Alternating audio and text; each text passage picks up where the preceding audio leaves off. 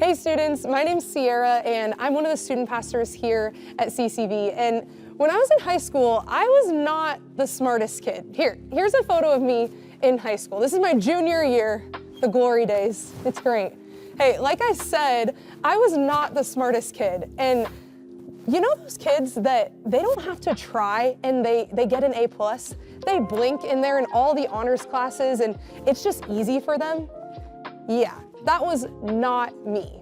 I was a student who had to try really hard to just get a passing grade. And my junior year, I ended up in an algebra honors class, which honestly felt like I was being pranked because let me tell you, I did not belong there. And I had a C- in my household. That meant that I was grounded until further notice. No friends, no phone, no life. And I had to figure out how to dig myself out of the hole that I had gotten myself into with my grades. Now, I will say that I got extremely lucky with the teacher that I had for this class. Her name was Mrs. Flegel, and she was the best. And when I came to her practically begging for her help to get my grade up, she didn't even hesitate.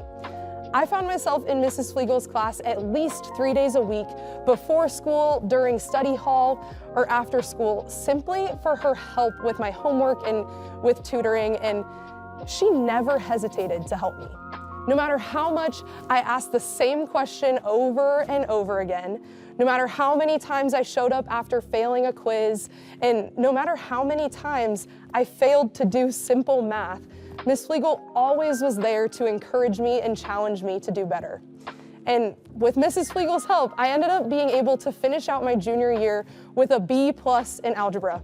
I know, a miracle. It was the best. And without Ms. Flegel's help, I honestly think that I would have been stuck in high school forever simply because I couldn't pass my junior year math class. In the same way that I couldn't pass that math class without the help of a teacher who cared, we can't become something without the help of people around us. You want to become someone else's boyfriend or girlfriend, and so you need the help of your friends around you to do it for you, to set you up. You're not going to talk to them. You're not crazy. So you're going to avoid that person at all costs and make your friends do all the work for you. You want to become a TikTok influencer, and so you need your friends to participate in the trends with you. You want to become a great athlete, so you need a coach who can show you how to get better at your sport. We all need the help of others around us if we want to become something. And what's really cool is the Bible actually talks about this, but instead of saying it straight up, it gives us a picture.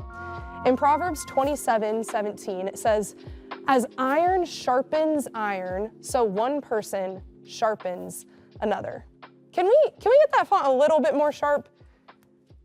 Hey, that's perfect. Let's read it again. As iron sharpens iron, so one person sharpens another. And what's even cooler is that the Bible actually gives us someone who had relationships in their life that sharpened them, who made them better and pointed them back to Jesus.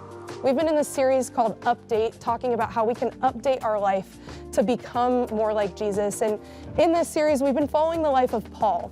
And as Paul is continuing to update his life to become more like Jesus, he has two relationships that really help him out. The first relationship Paul has is with Barnabas. And you actually have a relationship just like this here at church. Your Barnabas is your coach.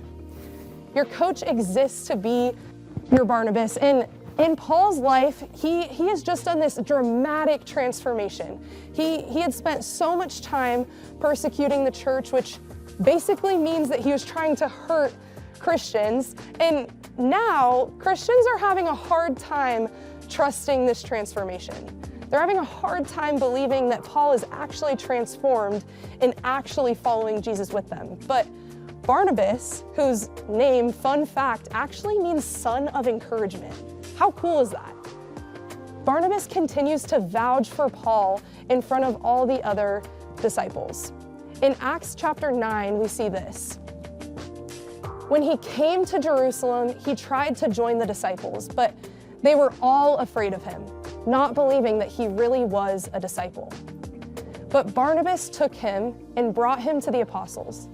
He told them how Saul on his journey had seen the Lord and that the Lord had spoken to him, and how in Damascus he had preached fearlessly in the name of Jesus. You see, Barnabas didn't have to do that.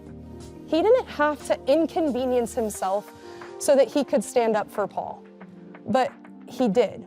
And in doing so, he shows us such a great representation of Christ-like grace and acceptance. And he encourages Paul to remind him of all the things that God has done in his life and will continue to do, but also challenges him about what's next and what God's calling Paul to do next. Do you have a mentor or someone with wisdom in your life that is constantly, daily encouraging you to be more like Jesus? I'll make it easy for you. If you're in the room tonight, you have a Barnabas. Your coach is your Barnabas. And really quick, let's shout out coaches, give them a high five, say thank you, because they exist to remind you of all the things that God has done in your life. And they exist to be that encouragement and to push you closer to Jesus every day. The second relationship that Paul had that really helped him update his life was with Silas. And as Silas and Paul are sharing Jesus with people around them, they find themselves in a pretty challenging circumstance. In Acts chapter 16, it says, "The crowd joined in the attack against Paul and Silas, and the magistrates ordered them to be stripped and beaten with rods.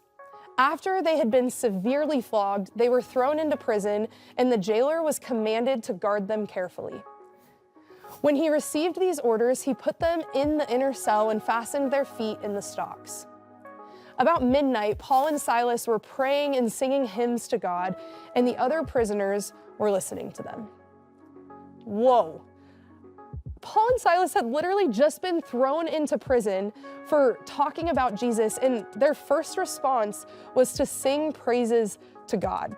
Now, I don't know about you, but if I were thrown into prison, I think the last thing that I would want to do would be to worship. Not Paul and Silas, though. They never allowed their circumstances to dictate the joy that came from following Jesus. And in doing so, they demonstrated Christ-like endurance, which honestly, I think allowed Paul to continue to persevere and encourage him to trust God, even in the midst of hardship. Silas is a lot like our small group here at church. Do you have a friend who's following Jesus and walking alongside you to become more like Jesus every day? I want to go back to that verse that we talked about in the beginning, Proverbs 27:17. It says, "As iron sharpens iron, so one person sharpens another." Now, I think this goes without saying, but if you were to place two physical pieces of iron in a room together, they're likely not going to sharpen one another. It takes action, it takes movement, and it takes effort on both ends in order for the sharpening to happen. We all have these relationships built into this church. You have a Barnabas, that's your coach. And you have a Silas, that's your small group. But the question is, are you making it a priority to connect? In the same way that physical iron sharpening iron requires effort and movement, if we want to continue to build relationships with our coaches and with the others in our small group and with Jesus, it's going to take effort. It's going to take movement on our end, because it's not going to happen by us just simply showing up. We all have these relationships built in. Let's be students who become more like Jesus from the help of others around us.